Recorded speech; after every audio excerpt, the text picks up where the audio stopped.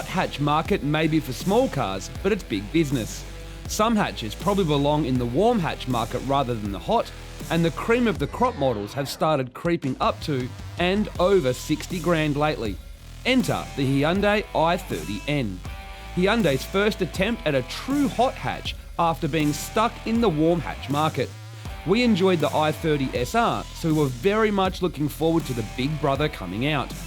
The i30N promises big things and has had some of its development done here in Australia over the last few years.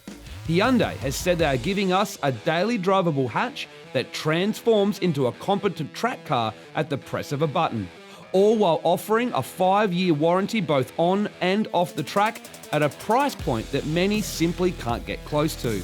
Big claims, as many cars simply overheat and have the tyres and brakes turn into jelly after a few laps. Even some of the big name brands and cars. The only way to find out is to test it ourselves. But first up, let's take a closer look at the car. Exterior wise, it's a pretty good looking thing as far as hatches go.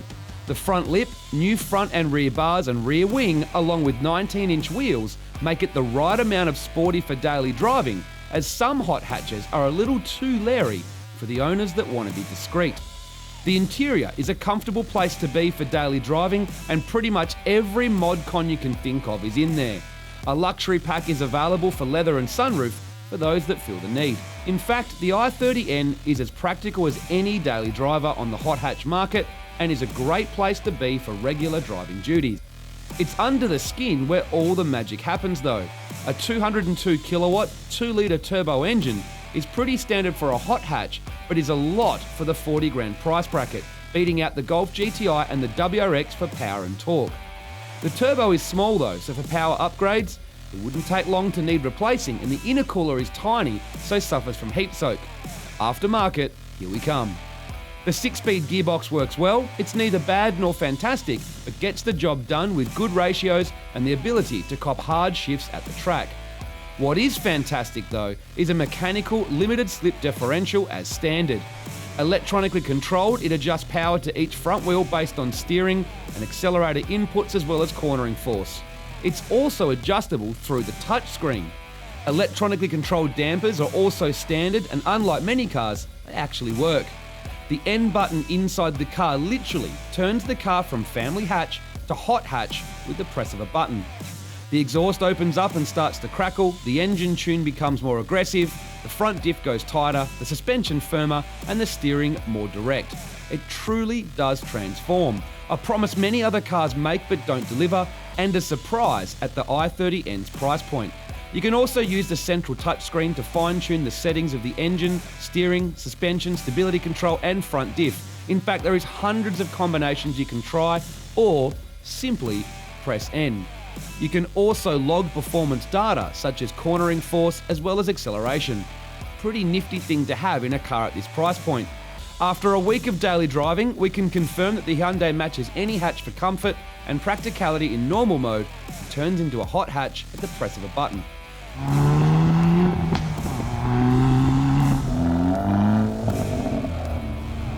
But how does it go at the track? Only one way to find out. First stop, Sydney Dragway for some acceleration testing. We're on 9,000 kilometre old entry-level tyres that have been driven by quite a few journalists, so our hopes weren't high for a good 60-foot time, but the mile an hour would tell us if the seat of the pants horsepower meter is correct. The little i30 SR went 94 miles per hour, so we were hoping to go over 100 miles per hour down the quarter to back up the power claims.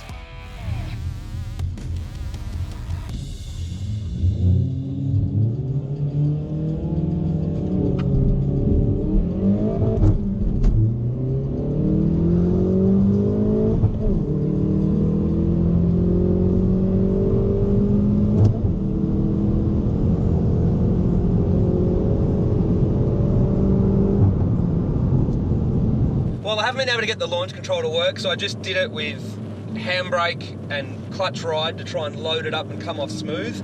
Even after I got moving, it's still actually a wheel spun, got a little bit of axle tramp before I pulled second, so yeah, I don't know if it's just these tyres, I got 9,000 Ks on them and aren't the best, or it's just a cold night or what, but yeah, it wasn't great.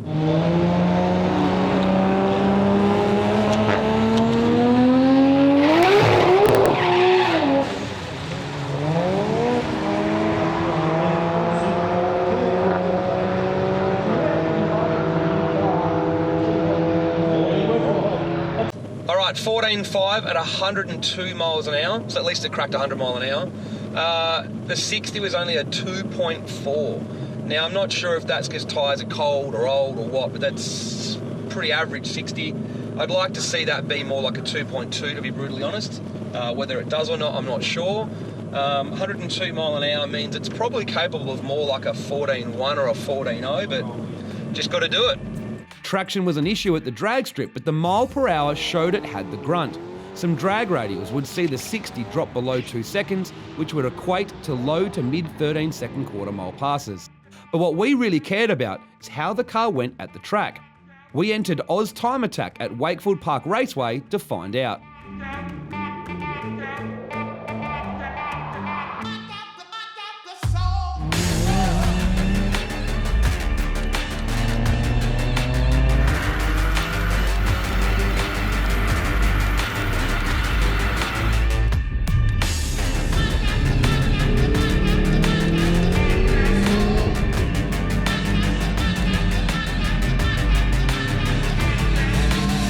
Our first session in the car netted a 1 minute 12.4.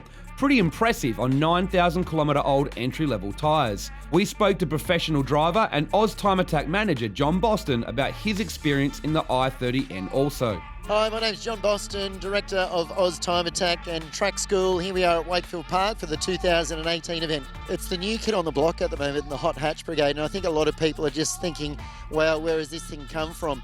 It's been on the cards for quite some time, and people in the know have seen it coming, and then it's hit the ground running hard and strong. So I've been very fortunate that Hyundai have given me the car a number of times to test around here, and I've been able to test it on different tyres and out of the box on the stock standard tyres. I think I've done like a 10.2 or a 10.3.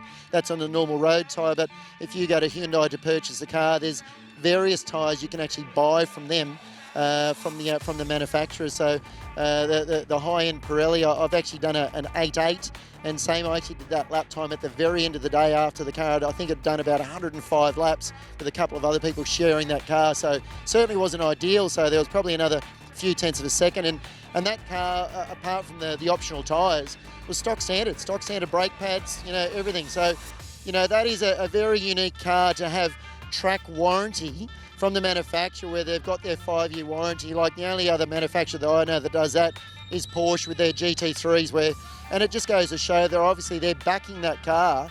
And obviously, yes, you can take it to another level, but where it comes in at the price point, it is super competitive and a very, very good car. We tried to go quicker, but our times hovered in the mid-12s to mid-13s all day, showing great consistency. Jump on board for a lap.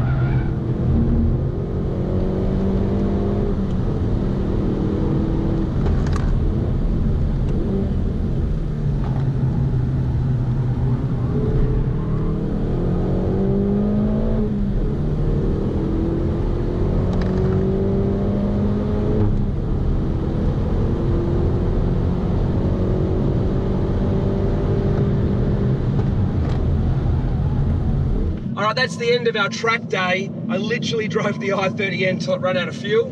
What do I have to say? Well, to be honest, one thing I was impressed by is the car didn't really degrade its performance throughout the day. The tyres and brakes didn't turn to mush, giving the car some time to rest between sessions. It handled it really well. It doesn't feel any different by the 5th session as what it did in the first session. And it was pretty consistent for me the whole time. I mean, I pushed it a little bit hard, probably too hard a couple of times, and went off just testing the limits, but overall it was a really fun, enjoyable hot hatch to drive at the track. For someone with heaps of experience, they'll obviously find the limits quickly and, you know, want to modify the car to go quicker. But for a beginner, I have to say that the i30N it's pretty perfect. So what would I do to the car to make it a better track toy without ruining its drivability? Sway bars, I would definitely put in, but I wouldn't touch the factory dampers at all because they're great. With the exhaust, I'd have a decat for the track and I'd get the car tuned on E85, help it run cooler and make more power. I'd definitely put an intercooler and oil cooler in, and that's probably it. On the interior, I'd love a better seat for the track. I find myself bracing my legs against the center console, which is quite tiring. I'd put a harness bar in so I can run a proper harness, and then just brake pads. And the brake pads are only needed probably more for better feel than anything else. I do find the feel is a little bit difficult. I don't know if it's because of the Ks on this car or the tyres. Maybe with better tyres the feel would be better, but that's about all I've got to critique it on. Other than that, man, these things are a blast. It's fun to drive.